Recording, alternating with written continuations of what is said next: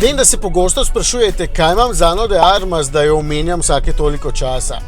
Na prvo žogo se zdi, da nimava veliko skupnega, še posebej zato, ker je v mojih rjavih očeh malo manj zelenega odtenka kot v njenih.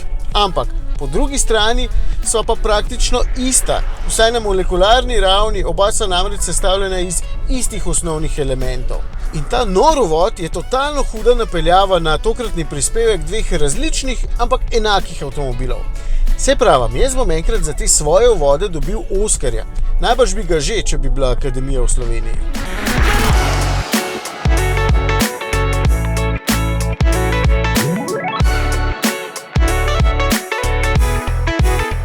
Na moji levi je Ford Explorer, na moji desni pa Ford Capri. Za pogled sta si precej različna in različna sta tudi po dimenzijah, ju pa druži enaka oziroma kar ista tehnologija.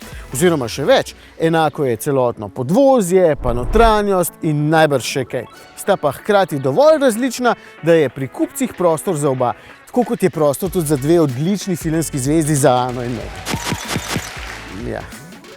Izgled je sicer stvar okusa, ampak meni so te ostre linije Explorerja zelo všeč. Vidim pa tudi privlačnost v položnih linijah Caprija.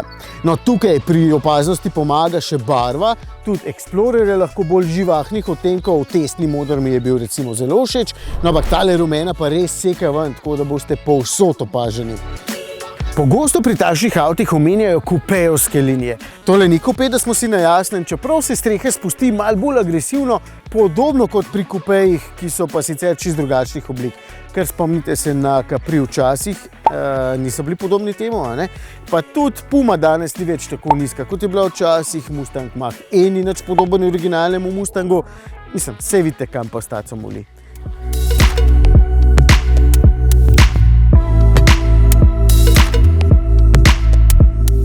Poleg barve in drugače zašiljene karoserije je prostor tisti, ki loči oba avtomobila.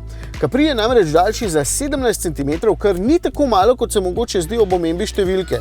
Da si boste lažje predstavljali, to je velikokrat razlika med dvema razredoma vozil, naprimer med križanci segmentov B in C, oziroma razlika med najmanjšim in največjim predstavnikom določenega razreda. Med vožnjo zato Capri sicer ne deluje nič manj okretno ali pa bolj štorasto, je pa vseeno precej daljši. In posledično njegov prtljažnik sprejme okrog 100 litrov več, kar je pa pomemben podatek za vse tiste, ki boste vanj tlačili ogromno robe. Moram pa ob tem poudariti še eno stvar. Jaz sem zaradi svoje višine oziroma nižine bolj slab primer, ampak v Capriju je zaradi položne strehe manj prostora za glavo. Odvisno komu govorim. Če boste tukaj zadaj pogosto vozili odrasle potnike, potem raje priporočam Explorer. Za družine z majhnimi otroki tukaj zadaj pa vedno z veliko količino krame v prtljažniku pa kar tega. Je pa pred koleni prostora veliko in dno v sredini je ravno, kar je super za sredinskega potnika, ker se tako ne bo počutil utesnjeno. V bistvu, nasploh je tukaj prostora zadaj naravnost ogromno.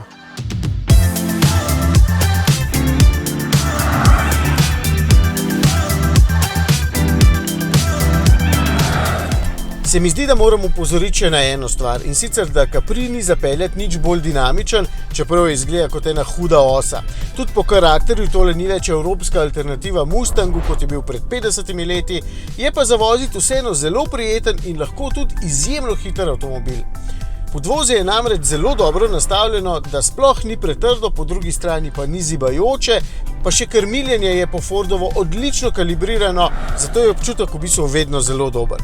In če boste izbrali najmočnejši Capri kot je tale, boste z njim zelo hitri, ko boste pospeševali. Enako velja sicer za Explorer in tudi tega pogajanja enak sklop. V primeru najmočnejše različice pa to pomeni 2 elektromotorja, baterijo z 79 uporabnimi kilovatnimi urami kapacitete in skupnimi 340 konjički oziroma z 250 kW moči, preden koga iz urada za meroslovje odpihne od jeze.